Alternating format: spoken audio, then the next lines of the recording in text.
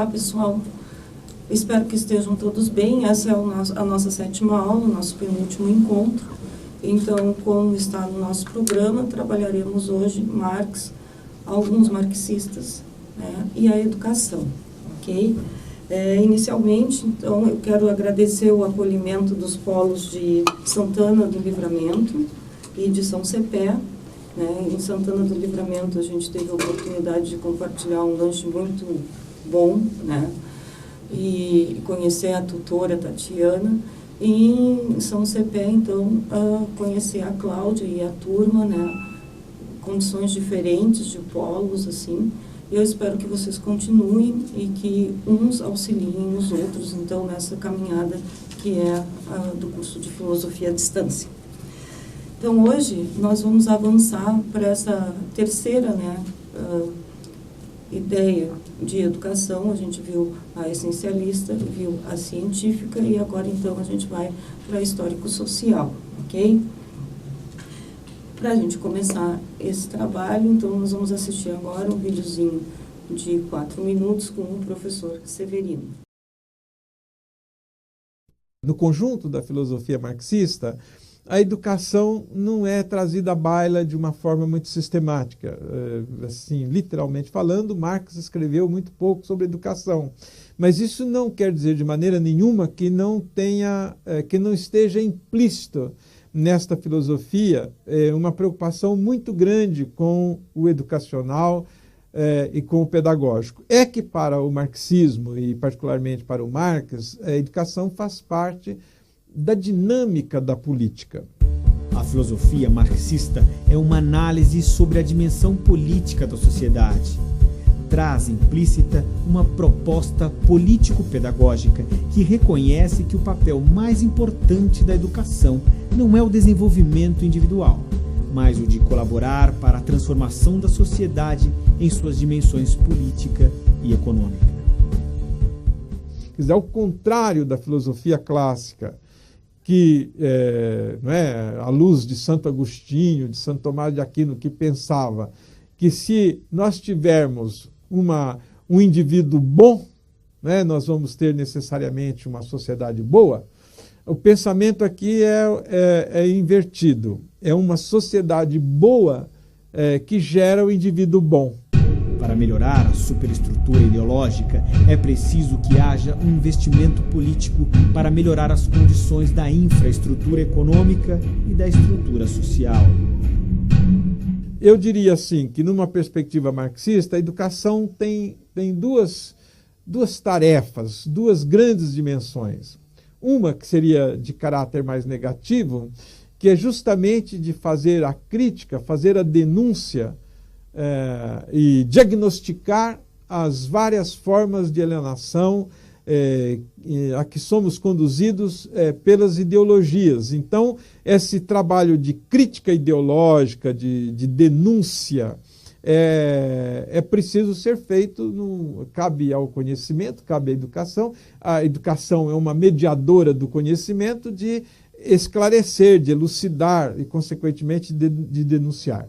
Para fazer um trabalho de esclarecimento da sociedade, são necessárias as chamadas ciências críticas, tais como a história, a economia, a filosofia e a política. Assim como acontecia no projeto iluminista da modernidade, o marxismo privilegia a razão como instrumento de esclarecimento da sociedade. Mas, enquanto no iluminismo há uma perspectiva de neutralidade, no marxismo busca-se a transformação da realidade social. E de um lado mais positivo, é anunciar, propor uma nova realidade social e cobrar dos responsáveis, dos agentes históricos, uma nova praxis, não só organizativa da sociedade, mas também na condução da vida social, atribuindo a todas as pessoas as suas responsabilidades, mas também os seus direitos. É utilizar todos os recursos que foram acumulados pela cultura no desenvolvimento de uma educação emancipatória.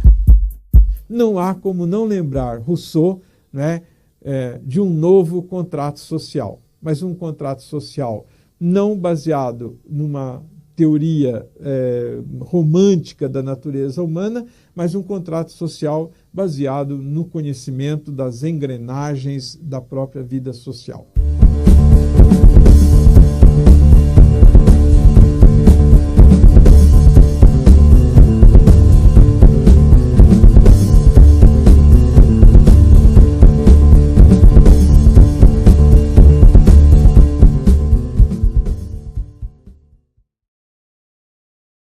Então, como podemos ver, né, na explicação do professor Severino sobre o pensamento de Marx e a educação, o Marx ele não tem essa preocupação, não é da sua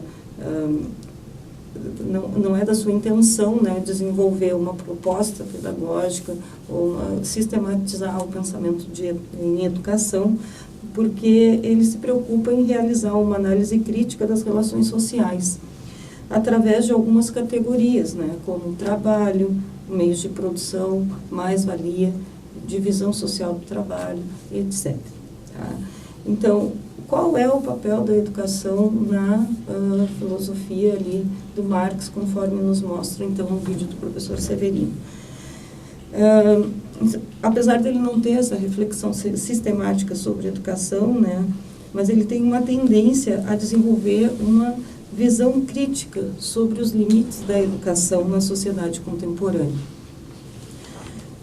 que em seu entendimento, né, e de seus seguidores, essa educação da sociedade contemporânea está mais voltada para a reprodução das condições já dadas e não para criar, então, indivíduos, né, e que esses indivíduos possam ir além e transcender aquilo que já está posto. Eu lembro aqui a frase emblemática e bastante conhecida de Marx, né, que diz que os filósofos já pensaram no mundo, cabe agora transformá-lo.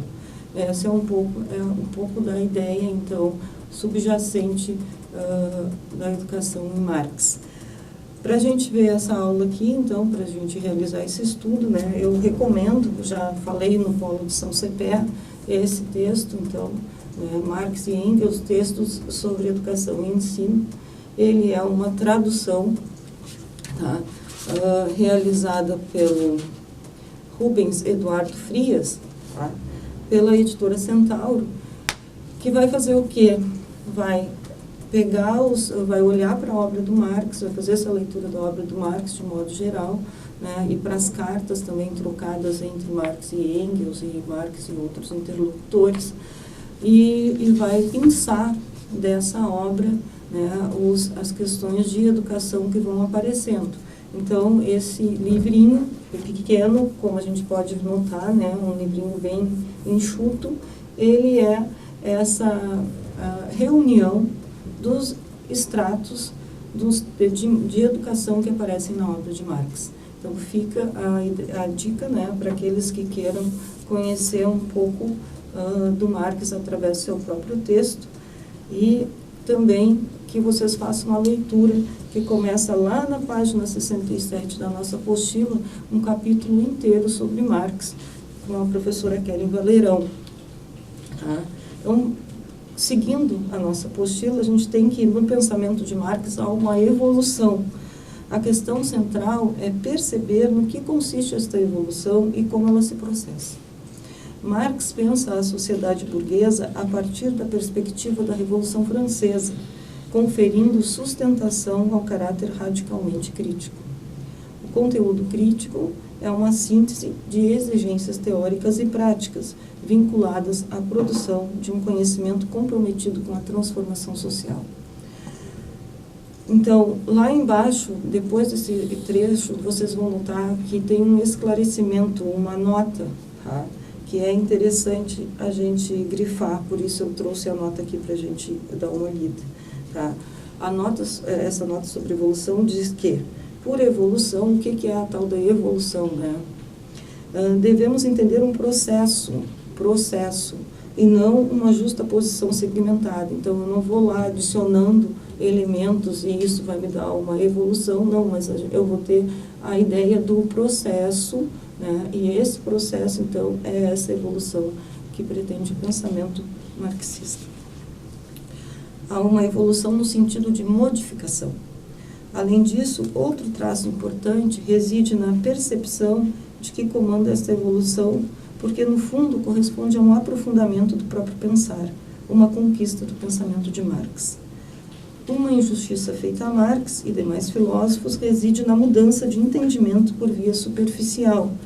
Os grandes pensadores não pensaram as mesmas coisas, tampouco têm uma visão imaculada das coisas. A sistematização está na maneira de pensar, no processo da trajetória do próprio pensamento. Então, o Marx vai olhar para a sociedade, uma sociedade industrializada, né, em que não havia ainda um regimento do trabalho assalariado, e vai, a partir dessas condições materiais das pessoas naquele momento histórico, vai pensar, então, uma visão econômica e política da sociedade que vai respingar, né, vai ter uma ligação com a educação, tá? Mas não uma proposta pedagógica. Então, conforme lá nos explica Valerão, podemos afirmar que a obra de Marx implica uma crítica fundamental da concepção burguesa do homem e da educação. Isso significa que a consideração do problema educativo por parte da burguesia opõe-se à concepção de classe trabalhadora, que é a classe que comporta a libertação para todos os oprimidos. Aqui vai aparecer também o conceito de ideologia, né? Eu espero que, a partir dessa aula sobre Marx, vocês não fiquem apenas com esse entendimento de Marx, mas que vocês busquem ir além, né?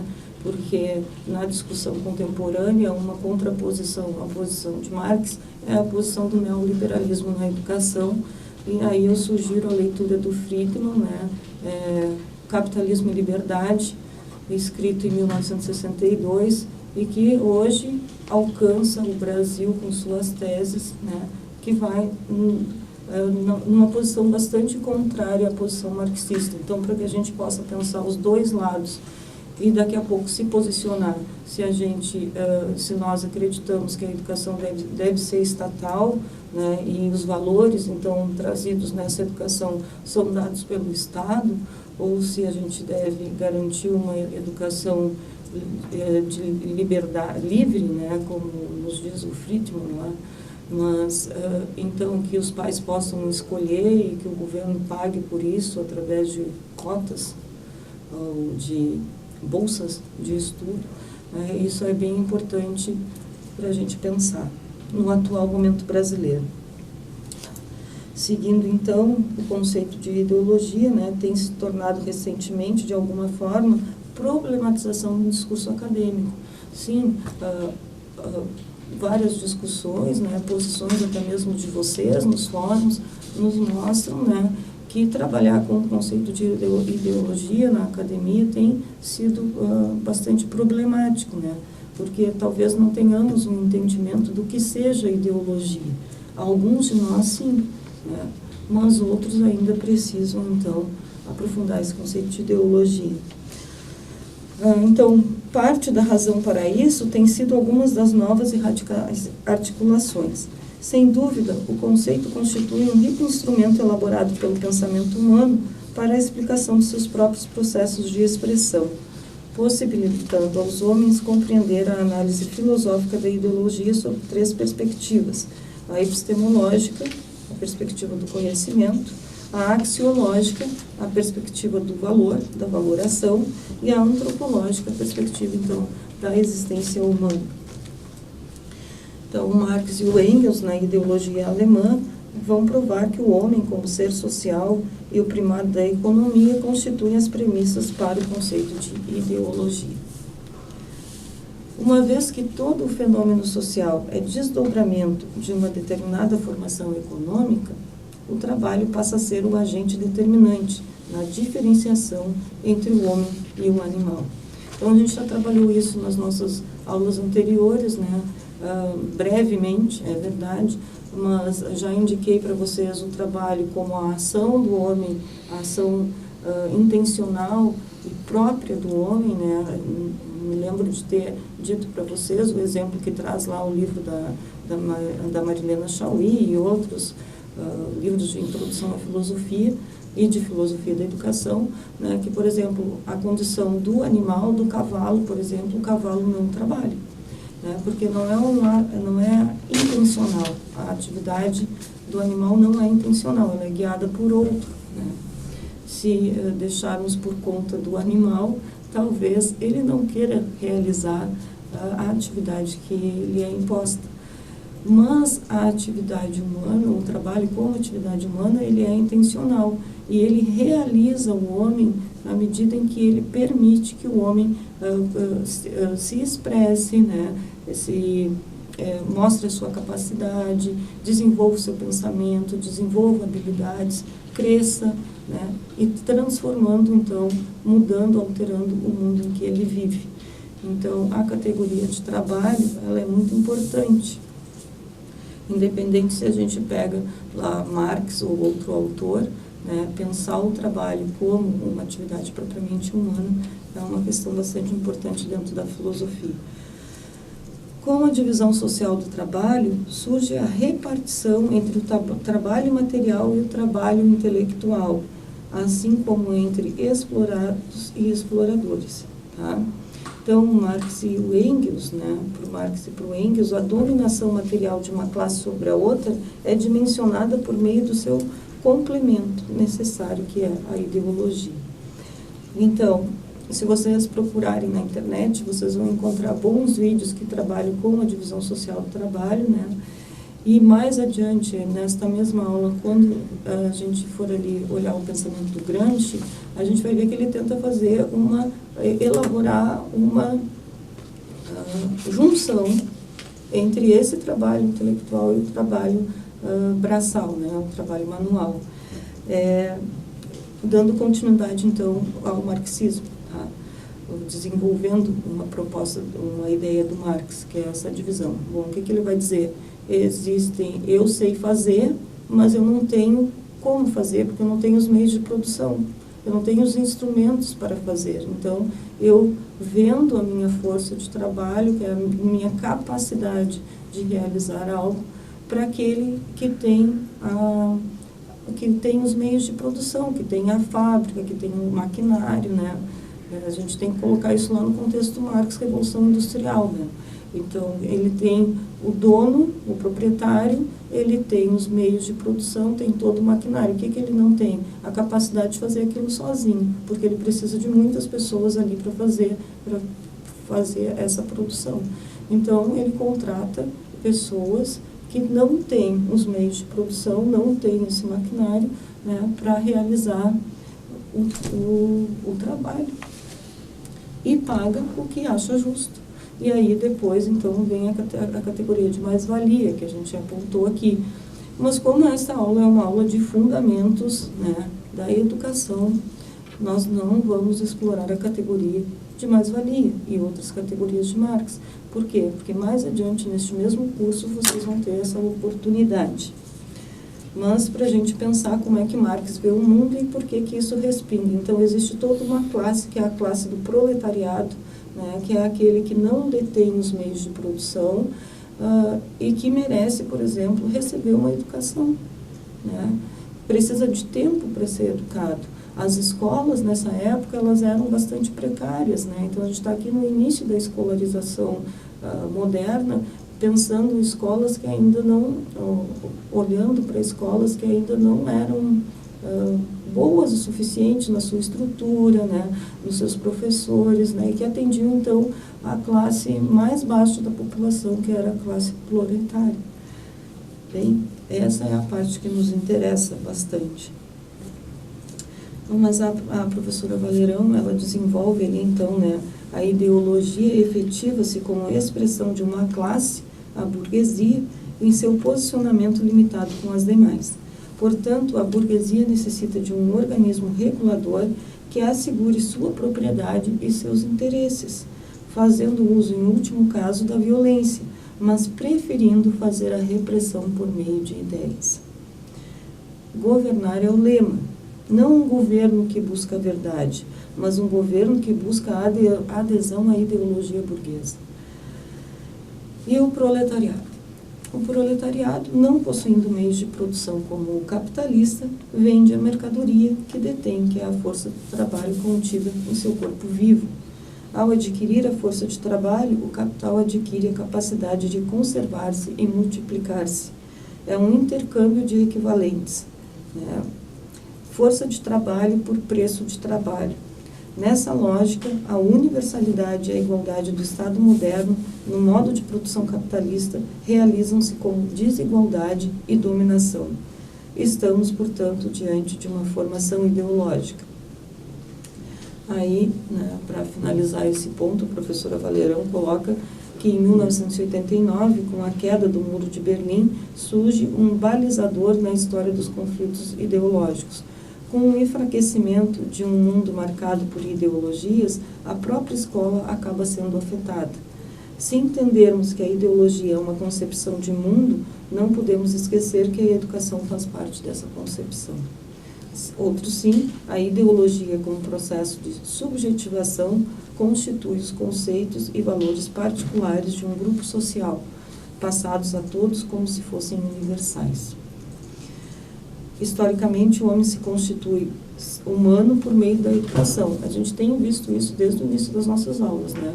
A importância da educação na humanidade é um fato social, nunca foi deixada de lado, ela se mantém não apenas como instrução, mas como uma formação maior do homem, ela vai ganhando essa força ao longo da história da humanidade, né? Então, por esse entendimento, e a gente viu ainda em campo, na última aula, né, que é uma humanização, é sair da animalidade e caminhar em direção à humanidade. Então, o homem se constitui humano por meio da educação, mas só que essa educação também é ideológica. Então, não há um conhecimento desinteressado, nos diz a Valerão. Na contemporaneidade, ainda é comum nos depararmos com professores ideólogos, mesmo entre os que proclamam que a ideologia é uma ideia vaga e ultrapassada. E aí ela fecha com o pensamento do professor Severino sobre isso, né, que nos diz que o papel da educação está intrinsecamente vinculado ao desvendamento das relações que interligam o discurso pedagógico com o discurso ideológico. Nisso reside a afirmação de que a ideologia pode ser vista enquanto categoria explicativa do conhecimento humano. Então, Marx inicia, Marx com Engels, né, sempre a gente se refere bastante ao Marx, mas o Marx teve um companheiro de escrita, que foi o Engels, né? Ele inicia esse olhar sobre a sociedade, uma sociedade que estava mudando, né? E que ele não percebia com relações justas, né? De divisão de renda, por exemplo, de igualdade de condições.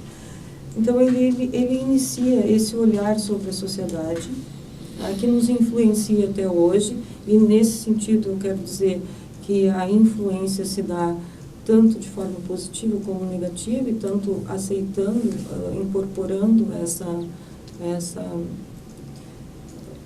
a teoria marxista na vida, né? Mas também negando. Posições políticas e econômicas surgem justamente para contrapor Marx na sua leitura de mundo. Então, a leitura de mundo de Marx, ela é bastante importante. Ela é um marco, bem, a gente pode aceitar ou negar, mas a gente não pode fugir. Então, seria interessante para que a gente pudesse entender melhor, buscar mais informações sobre Marx. E nessa tradição, então, que se inaugura, a tradição marxista, né, nós temos pessoas que vão dar seguimento. E um dos que é bastante importante para a educação é o Antônio Gramsci, tá, que é um italiano, fundador do Partido Comunista da Itália. Ele nasce em Sardenha, né, e ele foi um dos grandes teóricos da esquerda. E a importância do Gramsci é justamente porque o Gramsci traz uma proposta pedagógica, né? O Gramsci é aquele que vai falar sobre a praxis, que é a reunião, então, do trabalho intelectual com o trabalho braçal. É fazer o que deve ser feito manualmente, né? Trabalhar, mas é pensar sobre esse trabalho, refletir sobre aquilo que se faz, né?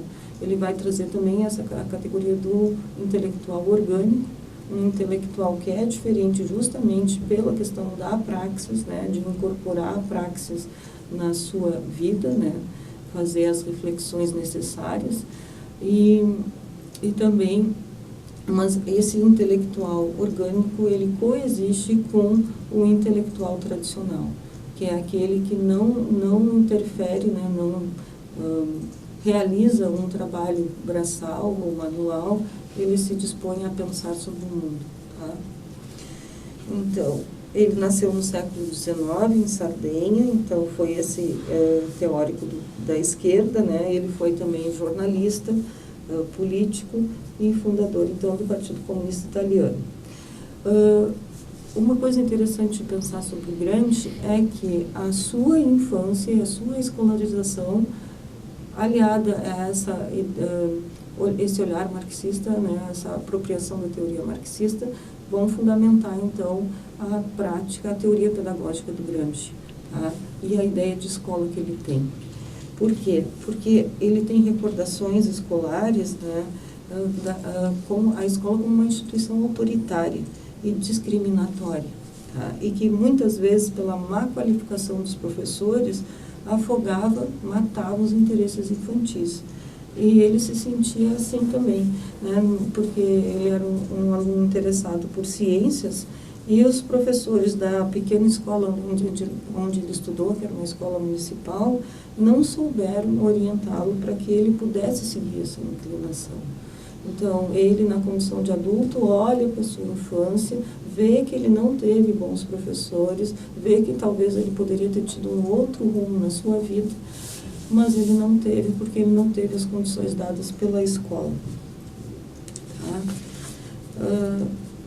Outras, né, a formação escolar dele é bastante interessante, porque ele vai ter essa experiência no primário, depois no secundário ele vai ter uma outra experiência, e no ensino superior, então, ele ainda vai ter uma outra experiência, porque ele se tornou um excelente aluno e ganha um prêmio que cria, então, as condições para que ele possa continuar estudando, porque ele não tinha dinheiro, né, para bancar os seus estudos superiores, então ele ganha esse prêmio que lhe permite investir, que é como uma bolsa de estudo que vai fazer com que ele possa continuar estudando.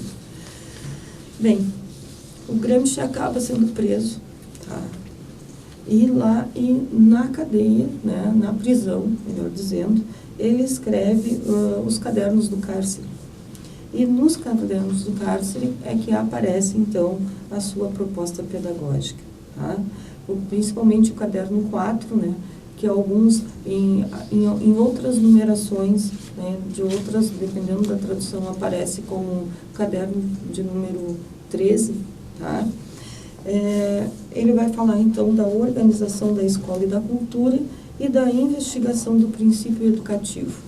Esses são os títulos que aparecem lá no caderno 4 do conjunto de obras chamado Cadernos do Cárcere.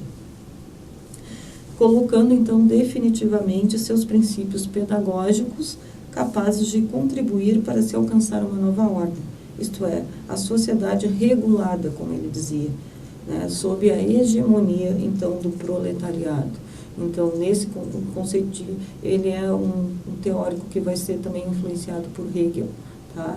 Esse conceito de hegemonia, ele vai se tornar ainda mais importante com o decorrer dos anos. Por exemplo, lá na teoria crítica, também vai aparecer esse conceito de hegemonia, né? Que é essa, digamos, a grosso modo, né? Essa prevalência, digamos assim, né, dos valores, da ideologia, né, de uma classe, que é, nesse caso, a classe dos trabalhadores. Tá? Ela se tornaria hegemônica à medida em que ela conseguisse impor o seu modo acima da classe burguesa. O Gramsci, então, foi cursar a Universidade de Turim, né, e continuou com dificuldades financeiras, apesar da bolsa de estudos que ele conseguiu. Tá? E nessa trajetória tem todo o fortalecimento dos sindicatos, então a organização dos trabalhadores, né?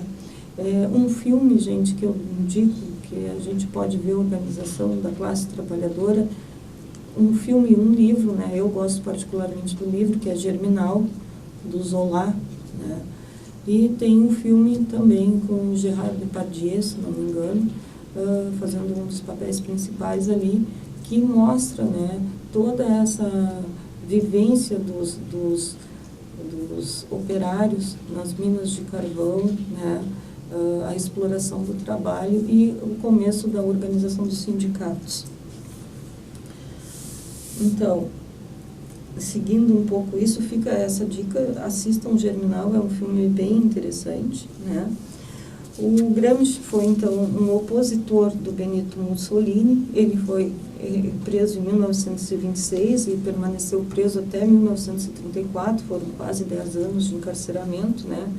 E ele foi liberto por problemas de saúde. Ele vai ser liberto e uma semana seguinte ele morre. Tá? Ele foi liberto, foi dada a liberdade porque não queriam que ele se tornasse um mártir na Itália. Então, como ele estava doente, libertaram para que ele morresse fora da prisão. Foi bem exatamente assim que vários autores narram essa morte do Gramsci, né? Então, o Gramsci não entende o homem como um produto natural, mas como um produto histórico.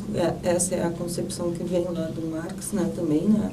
Nós não estamos naturalmente prontos, nós somos construídos historicamente, tá? Como produto de específicas relações sociais e, ao mesmo tempo, como um indivíduo dotado de singularidade insuprimível. E isso é bem importante, que isso também vai ter reflexo depois, por exemplo, lá nos filósofos, nos pensadores da teoria crítica, né? Essa singularidade do homem que não permanece sob a égide do capitalismo, né? Ela é suprimida, né? Mas ela não deveria ser suprimida. Então, o Gramsci aqui já aponta nesse sentido, já considera isso como algo bastante importante para entender o conceito de homem. Tá?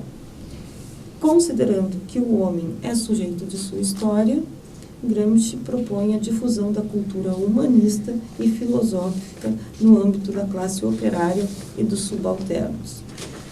De um modo geral, a formação do hábito de pesquisa, método e disciplina nos estudos e a valorização da vontade moral. Se o homem é sujeito da história, cabe a ele transformá-la, subvertendo os valores tradicionais. E isso não será feito sem um intelectual. Cabe ao intelectual dar sentido à hegemonia do grupo social dominante. Daí a importância de formar intelectuais com valores trabalhistas, para que então a revolução seja bem sucedida. A classe trabalhadora deveria produzir seus próprios intelectuais. Gramsci difere entre os dois tipos de intelectuais, né, o intelectual orgânico, vinculado à consciência de classe e à questão da praxis, não vamos esquecer, e o intelectual tradicional, que é vinculado à Constituição, à anterior Constituição histórica. Tá? E na briga pela hegemonia, os intelectuais orgânicos buscam absorver os tradicionais num processo em que o conhecimento se subordina à ação social. Então, pessoal, o Gramsci, né, ele pensava a formação integral do homem, né, uma formação humanística, técnica, né, e integral mesmo, tá? Que reunisse no homem as condições para que ele pudesse, então, transformar não só a sua vida, mas transformar a coletividade, que essa é a ideia, né, transformação do coletivo, tá? Ele era contra, né, a educação profissionalizante, que era a que acontecia, então, na época do Mussolini, uma escola que era tecnicista, né, voltada para a profissionalização, tá? Então, ele acreditava, né, ele tinha como ideia educativa, assim, que a educação tem que formar não apenas os técnicos, mas tem que formar intelectuais. E para formar intelectuais tem que ser uma formação integral, tá? Por isso a questão da praxis. Ele não defendia que a pessoa ficasse apenas no trabalho intelectual, mas tinha que ir para a realidade. trabalhar, né, utilizar, participar da vida coletiva, né, entender a categoria de trabalho por dentro da categoria de trabalho mesmo, e assim, então, teria as condições para esse novo intelectual, que é um intelectual orgânico, agir, né, porque, então, uma outra questão sobre o Gramsci é que ele pensava que a escola, ela deve levar a criança até a escolha da profissão e durante todo esse tempo ela tem que formar uma pessoa capaz de pensar, estudar, governar ou controlar aqueles que governam, tá? Então, aqui também a gente tem um outro viés do que a gente vem estudando, né, que é uma educação estatal, com uma intencionalidade, que é formar cidadãos que possam, então, interagir, né, na sociedade, transcender essas condições que já estão postas, tá? E aqui também, para a gente pensar, a gente tem uma das grandes críticas que são feitas, por exemplo, à academia brasileira e às escolas brasileiras, né, se a gente lê as notícias que ultimamente andam na mídia sobre educação, que é toda essa questão de que haveria, então, uma formação esquerdista dentro das universidades e escolas, né, e com uma intencionalidade, né, uma predominância da ideologia da esquerda aqui.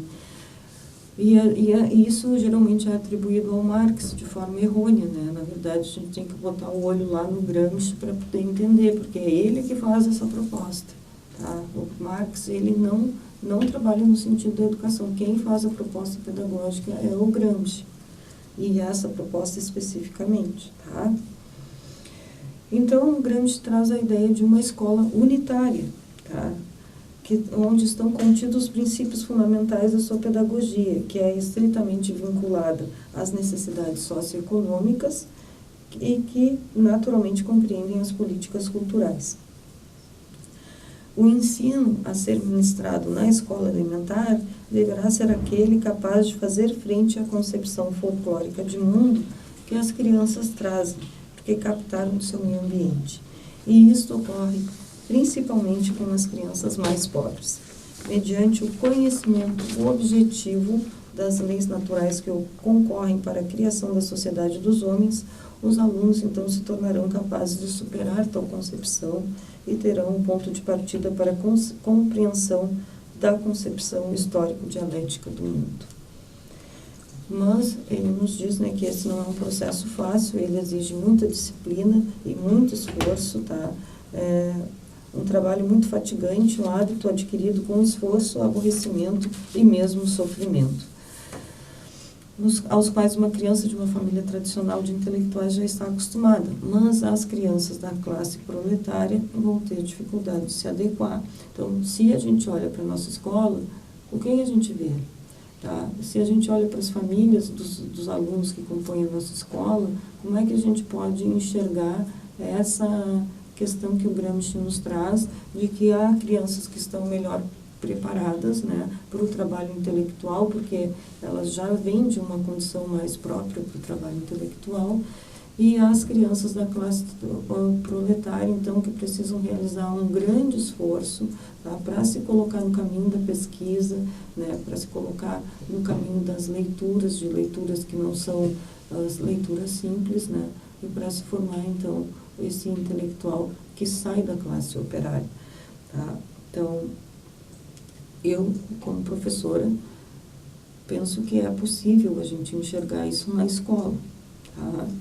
Não sei vocês, mas acredito que seja uma coisa interessante da gente fazer a partir de agora, né? Dar uma olhadinha como é que isso acontece nas nossas escolas.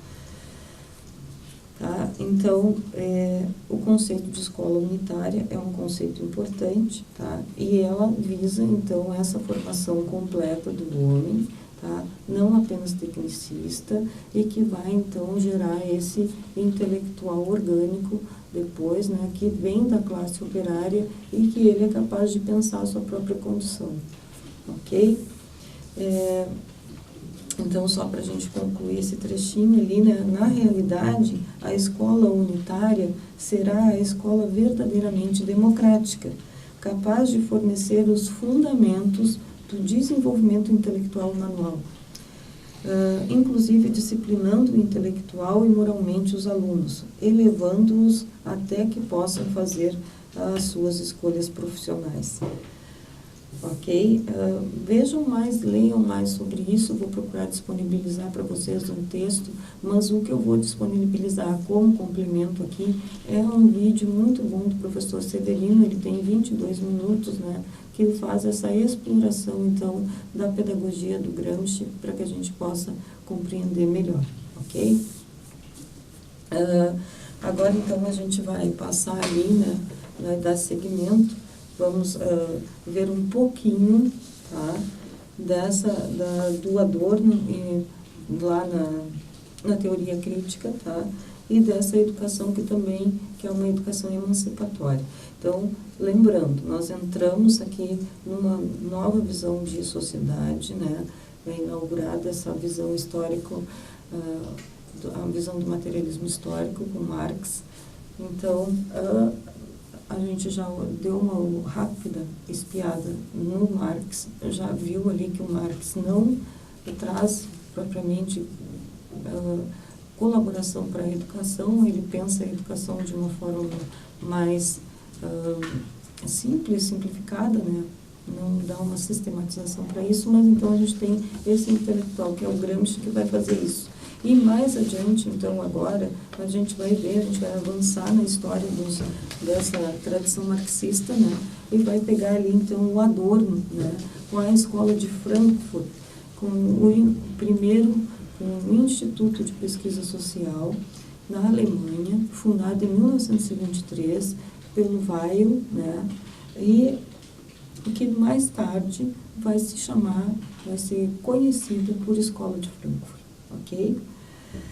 Então, o que o Theodor Wiesengrund Adorno vai nos dizer? Ele vai ter um olhar daquele sujeito que vivenciou uma das guerras mundiais, tá? E que se preocupa, então, se pergunta para onde nos levou essa educação, para onde nos levou a nossa racionalidade, como é que podemos, então, ainda, né, ter uma guerra que dizime tantas pessoas, tá? Por que estamos na condição ainda de barbárie? Essa é uma das perguntas do Adorno. Então, para o Adorno, a educação ela deve ter o papel de evitar a barbárie, tá? E de buscar a emancipação humana. Quer dizer, a busca lá no final da liberdade, da realização do homem como um ser humano pleno, tá? Então, o que a gente vai ter ali? A barbárie como uma grande a guerra mundial, a Primeira Guerra Mundial como uma grande influência, tá? E ele vai pensar, então, nessa questão da barbárie, da produção das condições das guerras, tá? Um texto bom para a gente pegar isso é Educação pós-Auschwitz, né? Mas tem também um outro texto do Adorno e do Horkheimer chamado Educação e Emancipação. Educação e televisão também são conferências, né? Então, do Adorno sobre educação e televisão. E isso é bastante disponibilizado na rede, então vocês também conseguem. Eu vou procurar deixar um material de apoio para vocês, para que vocês possam aprofundar os estudos. Mas também quero dizer que ao longo do curso de filosofia, vocês vão ter, provavelmente com o professor Evandro, então, a possibilidade de explorar a teoria crítica, ok? Então, as palavras-chave do pensamento do Adorno são educação, emancipação, esclarecimento e libertação. Tá? Eu não vou fazer, então, a leitura aqui, o aprofundamento da vida do Adorno, eu vou passar ali já para o ponto sobre educação, né? A educação deve ser simultaneamente autonomia, racionalidade e possibilidade de ir além da mera adaptação, chegando à emancipação.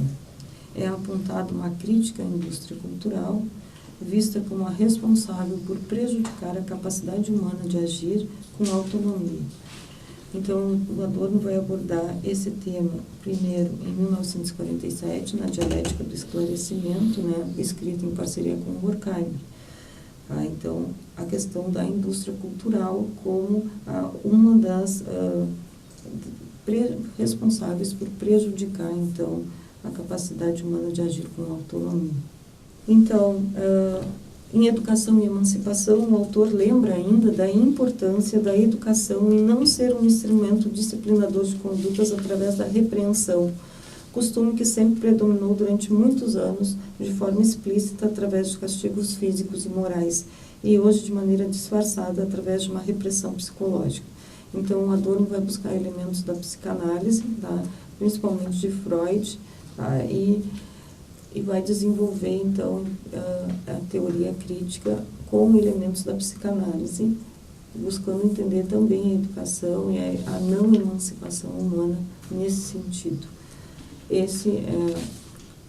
Alguns, né, que participaram da Escola de Frankfurt seguem essa linha, outros deixam de lado a psicanálise. Nesse caso, Adorno vai trabalhar com elementos da psicanálise. Então, o que nos diz Adorno? E aí vocês vão ter aí nas lâminas, né, possibilidade de analisar melhor, que não seja só falado. O Adorno nos diz sobre a educação. A seguir, e assumindo o risco, gostaria de apresentar a minha concepção inicial de educação.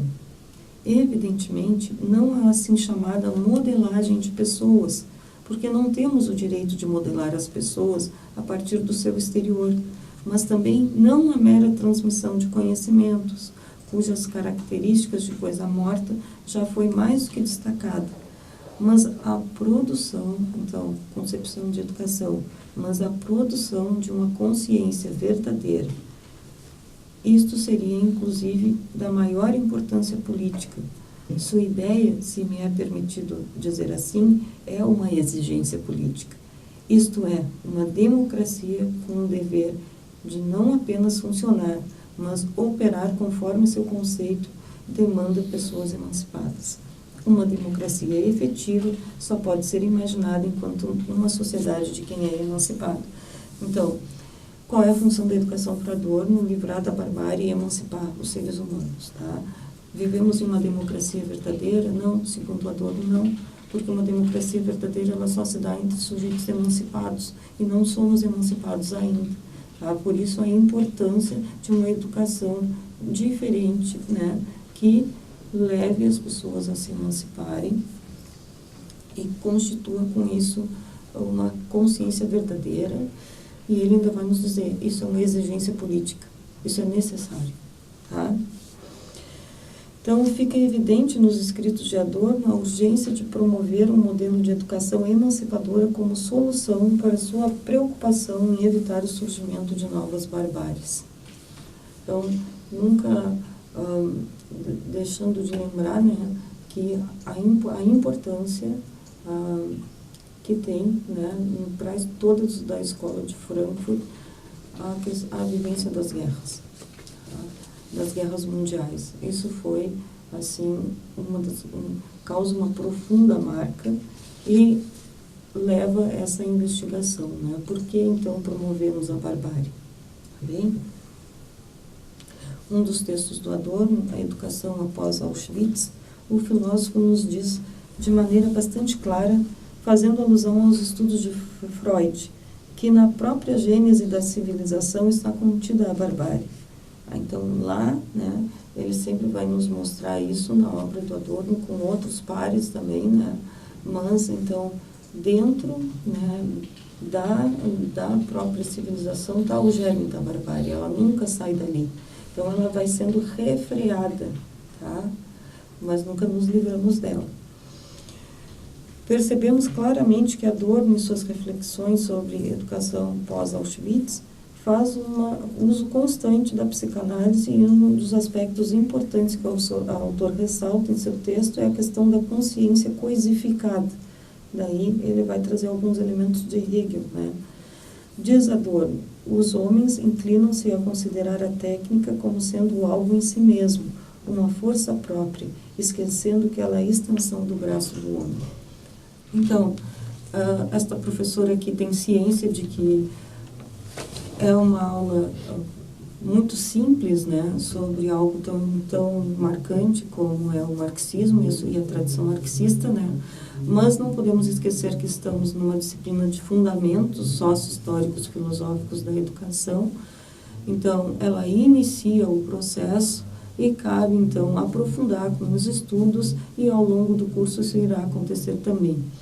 E eu quero dizer para todos vocês, né, que a nossa turma 2, ela é bastante mista, né? Temos colegas que já têm um conhecimento aprofundado e outros que recém estão iniciando.